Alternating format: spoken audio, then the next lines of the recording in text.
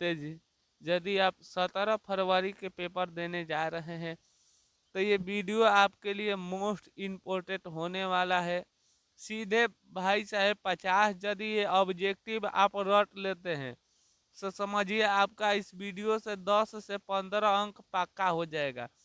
क्योंकि हर साल ऐसा ऑब्जेक्टिव आता है, व्याकरण आता है। मैं दोनों को मिलाकर लाया हूँ, ऑब्जेक्टिव प्लस व्याकरण, जो हर साल रिपीट करने वाला सवाल है। तो इस साल भी 2026 के पेपर में आएगा। क्योंकि बाबू आपका पहिल का पेपर ही हिंदी का है। यदि हिंदी का पेपर आपको अच्छा से ले जाना है तो ये वीडियो आपके लिए बहुत मोस्ट इम्पोर्टेंट है। इसे पूरा वीडियो अंत तक जरूर देखें। आज थोड़ा मैं मुझे मुंह में थोड़ा सा निनवा हुआ है, इसीलिए मैं धीरे धीरे बोल रहा हूँ। उसके लिए आप थोड़ा आप आवाज क्या करिएगा, बढ़ा लीजिएगा। क्योंकि अब आप लोग का परीक्षा आ गया है, इसीलिए अब छुट्टी मारना एथी मारना उचित नहीं लग रहा है। इसीलिए बाबू आप लोग के लिए दिन रात मेहनत हो रहा है। तो ये जो ऑब्जेक्टिव है इसे पूरा बढ़िया से क्या करिएगा, याद कर लीजिएगा। तो चलिए आइए करते हैं वीडियो को शुरुआत। क्या क का उच्चारण स्थान क्या है? तो जब क बोलिएगा तो कंठ से आता है। क का जितना पांचों अक्षर है वो सब कंठ से आता है, इसीलिए कंठ हो जाएगा। लोटा शब्द है बाबू, जो लोटा शब्द है आखिर ये कौन शब्द है? तो लोटा ये देश में हुआ था, इसीलिए हो जाएगा देशेज। ये सवाल भी है, ये पेपर में रहेगा। कारक के कितने भेद है बाबू? तो याद रखिएगा कारक के 8 भेद हैं। आज में थोड़ा इम्पोर्टेंट सारा ऑब्जेक्टिव है, थोड़ा सा बोलने में दिक्कत हो रहा है, आप लोग मैनेज कर लीजिएगा, ठीक है। चलिए 4 नंबर सवाल देखिए। दही वाली मंगमा कहानी के लेखक कौन है बाबू? दही का पर बेचा जाता है सिर पर धकर, इसीलिए इनका लेखक हो जाएंगे श्री नवास। मंगमा क्या बेचती थी? तो याद रखिएगा बाबू, मंगमा दही बेचती थी। दही वाली मंगमा कहानी किस भाषा से अनुवादित है? तो याद रखिएगा दही वाली मंगमा कहानी ये एक प्रकार की कन्नड़ भाषा से अनुवादित है। अगला शब्द देखिए, झोला में प्रत्यय होगा, लास्ट में पर आ रहा है, इसीलिए इसमें क्या हो जाएगा, आ प्रत्यय। 20 के दांत के 20 के दांत पाठ की विद्या है। आखिर 20 की दांत पाठ की विद्या क्या है? तो इसे याद रखिएगा, कहानी है। चलिए 9 नंबर सवाल देखिए। 20 के दांत शीर्षक कहानी के कहानीकारक कौन है? तो बाबू 20 नली में पाया जाता है, 20 नली वही में रहता है, इसीलिए हो जाएंगे नलिन बिलोचन शर्मा। अगला सवाल, ये सवाल भी यही लगा लीजिए, पेपर में ऐसा कुल आता है। मैक्स मूलर ने वर्ष की अवस्था में लिपजिंग विश्वविद्यालय में संस्कृत का अध्ययन शुरू कर देते। मैक्स मूलर कितना वर्ष की उम्र में संस्कृत पढ़ना शुरू कर दिए थे? तो याद रखिएगा 18 वर्ष के।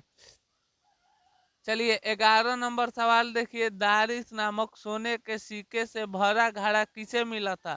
मोस्ट इम्पोर्टेंट बीबीआई सवाल है, तो याद रखिएगा वारेन हटिंसन का है।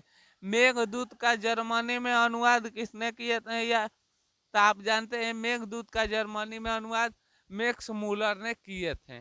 किसने किए थे बाबू? मैक्स मूलर ने किए थे। इस सवाल को अवश्य याद रखिएगा। 12 ठो ऑब्जेक्टिव का हो गया, समाप्त हो गया। आइए बढ़ते हैं 13 नंबर क्वेश्चन की ओर। और सवाल देखिए, पेपर के लिए मोस्ट इम्पोर्टेंट है। बहादुर, दिल बहादुर कहाँ के रहने वाला था? तो याद रखिएगा दिल बहादुर नेपाल के रहने वाला था। बहादुर से मार खाकर भैंस भागी भागी किसके पास चली गई थी? याद रखिएगा दोनों पाली में से एक पाली में अवश्य ये सवाल रहेगा, तो याद रखिएगा माँ के पास। ढहते विश्वास कहानी के कहानीकारक कौन है? तो याद रखिएगा बाबू, ढहते विश्वास कहानी के कहानीकारक है सात कोड़ी होता। चलिए ये सवाल देखिए, लक्ष्मी के बड़े लड़का का नाम क्या था? तो याद रखिएगा लक्ष्मी के बड़े लड़का का नाम था अच्युत। गांव के पढ़ाकू लड़का कौन था? तो याद रखिएगा गुणनिधि था। चलिए ये अगला सवाल देखिए, ये भी सवाल इम्पोर्टेंट है। लक्ष्मी के पति का नाम क्या था बाबू? तो याद रखिएगा लक्ष्मण था। इस सवाल को VVI लगा लीजिए, पेपर में रहेगा। सब पुराने अच्छे नहीं होते और सब नए खराब नहीं होते, ऐसा किसने कहे थे बाबू? तो याद रखिएगा यह बात कालिदास ने कहे थे।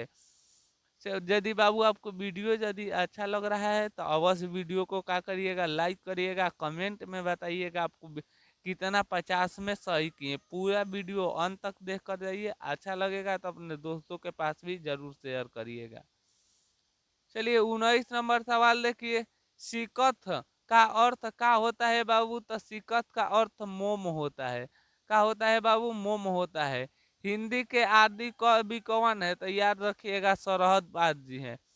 अगला ये सवाल लगा लीजिए, 2026 के पेपर में रहेगा। दोनों पाली में से कोई एक पाली में बिरजू कितने साल के थे जब उनकी पिता के मृत्यु हो गई? तो याद रखिएगा 9.5 साल की उम्र में ही उनकी पिताजी की मृत्यु हो गई।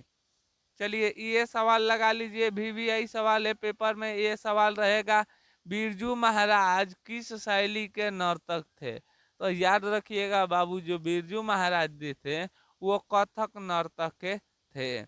जीत जीत के मैं निखरता हूँ है, आखिर क्या है? जीत जीत के मैं निखरता हूँ एक प्रकार की, याद रखिएगा ये एक प्रकार की साक्षात्कार है। पंडित बिरजू महाराज का जन्म कब हुआ था? 2026 के लिए VVI सवाल है, पेपर में आएगा। तो याद रखिएगा जनवरी 4 जनवरी 1938 के हुआ था। तो यहाँ तक आकर बाबू आधा ठो ऑब्जेक्टिव हम लोग का क्या हुआ, समाप्त हुआ। आई होप आप लोग का आधा ठो ऑब्जेक्टिव में आप लोग को कितना याद था। जो जो बाबू याद नहीं था उसे को पेन कॉपी पर लेके उसे क्या करिए, उतार कर याद कर लीजिए। नहीं तो वीडियो के एक बार 2 बार अवश्य देखिए, ठीक है। अब पत्र पर वीडियो आने वाला है, थोड़ा मेरा बोलने आवाज आ जाएगा सही ढंग से तो मैं पत्र पर वीडियो बना दूंगा, वो अवश्य देख लीजिएगा। मैथ पर वीडियो बना दिया हूँ, वो भी जाकर देख लीजिएगा। आइए बढ़ते हैं 25 नंबर क्वेश्चन की ओर। 25 नंबर क्वेश्चन देखिए, बिरजू महाराज का संबंध था किससे था बाबू? बिरजू महाराज के तो कथक नृतक से। अगला, माँ कहानी किस लेखक द्वारा रचा गया था? तो याद रखिएगा इसका ट्रिक है, माँ का होती है ईश्वर होती है, इसीलिए इनका लेखक कौन हो जाएंगे? ईश्वर पॉलिटिकल। मंगू का जन्म से ही थी, मंगू जन्म से क्या थी? तो याद रखिएगा पागल और गूंगी थी। ईश्वर पॉलिटिकल किस भाषा के कथाकार या लेखक थे? तो याद रखिएगा बाबू ये गुजराती लेखक थे। अगला सवाल देखिए, ईश्वर पे अगला, मंगू की बड़ी बहन का नाम क्या था? तो याद रखिएगा मंगू की बड़ी बहन का नाम कुसुम था। पपाती बेहोश क्यों पड़ी थी? बेहोश पड़ी थी कावन जी पे बाबू? तो याद रखिएगा सिर दर्द ना। आखिर पपाती बाबू क्यों बेहोश पड़ी थी? सवाल रहेगा, तेज बुखार के कारण ये क्या हुई थी? बेहोश पड़ी थी। अब बेहोश पड़कर कहाँ पर लेटी हुई थी? तो याद रखिएगा बाबू स्ट्रेचर पर लेटी हुई थी। आइए बढ़ते हैं 31 नंबर क्वेश्चन की ओर। 31 नंबर सवाल VVI सवाल देखिए, मैं कोहा क्वेश्चन आ गया। पपाती किस पर लेटी थी? तब बाबू याद रखिएगा स्ट्रेचर पर लेटी थी। कहानीकारक सुजाता का असली नाम क्या था? तो याद रखिएगा एस रंग राजन नाम था। अगला, लेखक विनोद कुमार शुक्ल का साहित्य अकादमी पुरस्कार कब मिला था? 2026 के लिए मोस्ट इम्पोर्टेंट VVI सवाल। तो याद रखिएगा लेखक सुजाता को 1990 में मिला था। ये सवाल भी VVI लगा लीजिए। मछली कौन खाते थे? तो याद रखिएगा पिताजी। मछली लेकर कौन भागा था? तो याद रखिएगा भग्गू भागा था। मछली कहानी के लेखक कौन है? विनोद कुमार शुक्ल। गांधी जी को महात्मा की उपाधि किसने दी? तो याद रखिएगा गांधी जी के महात्मा की उपाधि इनमें से किसने दिए थे? ए ऑप्शन में शेक्सपियर, रविंद्रनाथ टैगोर, विवेकानंद, इनमें से कोई नहीं। तो आप लोग जानते हैं रविंद्रनाथ टैगोर ने दिए थे। आध्यात्मिक शिक्षा से ही गांधी जी की अभिप्राय है। तो याद रखिएगा बुद्धि की शिक्षा के लिए। चलिए ये सवाल देखिए, महात्मा गांधी के पिताजी का नाम क्या था बाबू? तो याद रखिएगा महात्मा गांधी जी के पिता का नाम था करमचंद गांधी। सिख धर्म के 5वें गुरु कौन थे? ये सवाल भी यही लगा लीजिए 40 नंबर। तो याद रखिएगा गुरु नानक थे। किसके बिना इस संसार में जन्म लेना बेकार है? 2026 के पेपर में मोस्ट इम्पोर्टेंट भी यही सवाल है। तो याद रखिएगा राम नाम के बिना इस संसार में जन्म लेना बेकार है। तो फाइनली आकर बाबू यहाँ पर 41 ऑब्जेक्टिव का हो गया, समाप्त हो गया। अब आइए बढ़ते हैं 42 नंबर क्वेश्चन की ओर। 42 नंबर क्वेश्चन देखिए, बीबीआई ननकाना साहब कहाँ अवस्थित है? तो याद रखिएगा अब पाकिस्तान में है। गुरु नानक किस धर्म के थे बाबू? तो याद रखिएगा सिख धर्म के थे। कबीर राजवंश में उत्पन्न हुए थे। कबीर खान किस राजवंश में थे? याद रखिएगा पठार राजवंश में हुए थे। चलिए अगला सवाल देखिए, रसखान के रचना काल के समय क्या था? आखिर उस घड़ी कौन राजा था बाबू जब रसखान का जन्म हुआ था? तो याद रखिएगा उस घड़ी जहांगीर नाम का राजा था। घानानंद किस भाषा के थे? तो याद रखिएगा घानानंद जो थे वो एक प्रकार की अवधी भाषा के थे। घानानंद किसके द्वारा मारे गए? तो नादिर शाह के सैनिक द्वारा। इस सवाल को याद रखिएगा पेपर में अवश्य रहेगा। स्वदेशी पुस्तक पाठ में दोहे का संकलन किस पुस्तक से लिया गया है? तो याद रखिएगा ये लिया गया है, किससे लिया गया है बाबू? तो याद रखिएगा ये लिया गया है प्रेम घन संपर्श। अगला नगर कहानी के कहानीकारक कौन है? तो याद रखिएगा बाबू नगर कहानी के सुजाता है। यह बात अच्छा नहीं लगती माँ इधर उधर भटकेगी, यह बात किसने कह दिया था?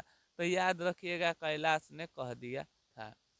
बाबू थोड़ा मैं मानता हूँ वीडियो बनाने में थोड़ा सा दिक्कत हुआ, मैं आप सही परसेंट नहीं दे पाया, इसके लिए मैं आपसे माफ़ी मांगता हूँ, क्योंकि जानते हैं मेरा चेहरा में सिनेमा हो गया है, इसलिए इसे ठीक हो जाएगा तो जब मैं आपको अच्छा से वीडियो डालते रहूँगा।